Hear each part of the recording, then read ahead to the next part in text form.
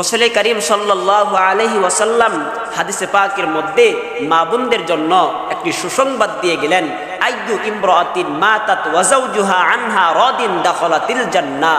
রাসূল করিম সাল্লাল্লাহু আলাইহি ওয়াসাল্লাম বলেন, যেই মা, যেই স্ত্রী, যেই বোন নিজের স্বামীকে সন্তুষ্ট করে মৃত্যুবরণ করতে পারল, যেই মা, যেই নারী, যেই স্ত্রীর উপরে নিজের স্বামী সন্তুষ্ট, স্ত্রীর ব্যাপারে তার কোনো অভিযোগ নেই যে স্ত্রী আমাকে কষ্ট দিয়েছে, স্ত্রী আমাকে এই করছে, ওই করছে, আমার কথা শুনে নাই, আমাকে মানে নাই, অনুগত্য করে নাই, এমন উত্তর ওই স্বামীর কাছ থেকে আসে না।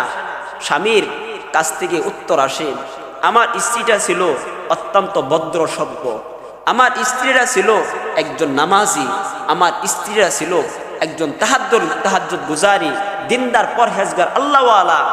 আমার স্ত্রীকে কখনো দেখি নাই সঠিকভাবে আল্লাহর এতাআত না করতে, সব সময় আল্লাহ পাকের এতাআত করেছে, রাসূলের তরিকা অনুযায়ী চলার জন্য চেষ্টা করেছে এবং পূর্ণাঙ্গভাবে আল্লাহ তাআলার ৫ ওয়াক্ত নামাজ ফরজ ছিল এটা পড়েছে এবং আমি স্বামীরও এতাআত করেছে। আমি আমার স্ত্রীর উপর সন্তুষ্ট। আল্লাহর নবী বলেন, যে স্ত্রী নিজের স্বামীকে সন্তুষ্ট করে মৃত্যুবরণ করতে পারবে, আল্লাহর নবী বলেন ওই স্ত্রী মরবে আর আল্লাহ তাআলার জান্নাতের মেহমান হয়ে যাবে। সুবহানাল্লাহ।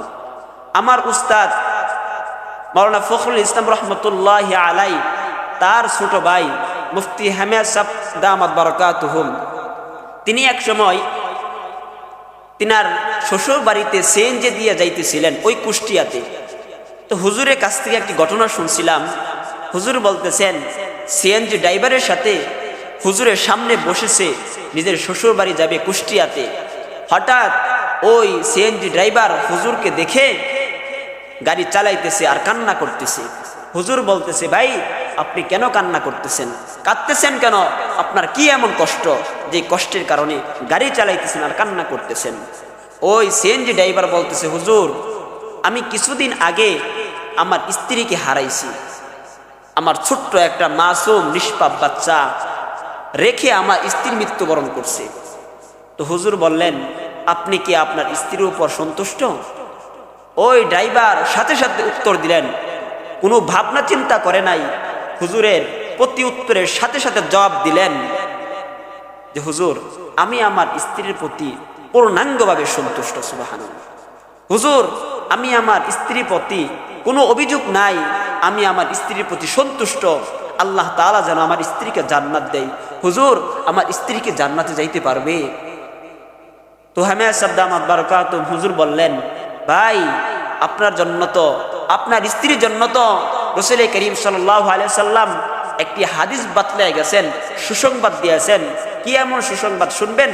রাসূল করিম সাল্লাল্লাহু আলাইহি সাল্লাম বলেছেন, যেই নারী, যেই স্ত্রী নিজের স্বামীকে সন্তুষ্ট করে মৃত্যুবরণ করবে, মৌতের পর নিজের স্বামী স্ত্রীর প্রতি যদি সন্তুষ্ট থাকে যে হ্যাঁ আমার স্ত্রী আমাকে অত্যন্ত মহব্বত করতেন, ভালোবাসতেন, আমার স্ত্রী দ্বারা আমি কখনো কষ্ট পাই নাই, যে স্ত্রীর দ্বারা, যে স্ত্রীর কারণে, যে স্ত্রীর কথা শুই না স্বামীর চোখ দিয়া পানি পড়বে, স্বামীর মহব্বত ভালোবাসা, স্ত্রীর মহব্বত ভালোবাসা স্বামীর সিনার মধ্যে থাকবে, অন্তরের মধ্যে থাকবে। আল্লাহর নবী বলেন ওই স্ত্রী আল্লাহ তাআলা তাকে জান্নাতের মেহমান বানিয়ে দিবে। সুবহানাল্লাহ। আপনার স্ত্রী আপনি আশাবাদী রাখেন, আপনি সন্তুষ্ট থাকেন, আল্লাহ আপনার স্ত্রীকে উত্তম ফয়সালাই দান করবেন। তো সাথে সাথে ড্রাইভার খুশি হয়ে গেলেন, বলতেছেন, হুজুর আমার ছোট্ট একটা মাসুম মেয়ে, আমার মেয়েটার জন্য দোয়া করবেন, আমার জন্য দোয়া করবেন, আমার স্ত্রীর জন্য দোয়া করবেন। আল্লাহ তাআলা যেন আমার মা মরা মেয়েটাকে যেন ভালো রাখেন, ভালো ভদ্রসভ্য রাখেন, তার মার মতো তার মাকেও যেন জান্নাতের মেহমান হিসেবে আল্লাহ তাআলা কবুল করেন। এটাই তো ছিল একজন প্রকৃত স্বামী, এটাই তো ছিল একজন প্রকৃত স্ত্রী। আর আজকে আমাদের স্বামীকে যদি জিজ্ঞাসা করা হয়, ভাই আপনার স্ত্রী কেমন, স্বামী কষ্টে বলে যে আমার স্ত্রীর চরিত্র ভালো না, আমার স্ত্রীর কথা ভালো না, আমার স্ত্রী এই করে সেই করে, আমার কথা অনুযায়ী চলে না, আমার এতাআত করে না। আজকে আমাদের মা বোনরা তারা টিভি সিনেমার দিকে লিপ্ত হয়ে গেছে, খারাপ অশ্লীল কাজের মধ্যে লিপ্ত হয়ে গেছে। স্বামীকে সন্তুষ্ট করবে দূরের কথা, স্বামীকে সব সময় স্বামীকে সবসময় রাগের মধ্যে রাখে, স্বামীকে সবসময় কঠোরের মধ্যে রাখে, স্বামীকে সবসময় পেরেশানির মধ্যে রাখে, কষ্টের মধ্যে লিপ্ত করে রাখে। মুআজ্জাজ হাজরিন, আপনাদের স্বামী আপনাদের একটা মাথার তাজ, আপনাদের মাথার মধ্যে একটি গাছ হয়ে রয়েছে। রাসূল কারীম সাল্লাল্লাহু আলাইহি ওয়াসাল্লাম আপনাদেরকে বলেছেন যে তোমরা তোমাদের স্বামীদের সাথে সৎ আচরণ করবা, ভালো আচরণ করবা, তোমার স্বামী যেন সন্তুষ্ট থাকে, মানুষদের সাথে যেন এমন কথা বইলা না বাড়ায় যে আমার স্ত্রী এই করছে সেই করছে, আমার স্ত্রী আমার কথা শুনে নাই, অনুগত্য করে নাই, আমার স্ত্রী দুশ্চরিত্র এক নারী ছিল, এমন জবাব যেন স্বামীর মুখ থেকে না বের হয়। স্বামী যদি স্ত্রীর জন্য দোয়া করে, সাথে সাথে আল্লাহ তাআলা কবুল করেন, আল্লাহ তাআলা তাকে মাফ করে দেন। এই জন্য এমন স্বামী দুনিয়াতে রাইখা যাওয়া দরকার, এমন একজন স্বামী যেই স্বামী মৌতের পর আমি স্ত্রীর জন্য কান্নাকাটি করবে, দোয়া করবে, নিজে আমার গুনাহের জন্য আল্লাহর কাছে মাপ চাইবে, এমন স্বামী দুনিয়াতে রেখে যাওয়ার দরকার, এমন স্বামী বানানো দরকার।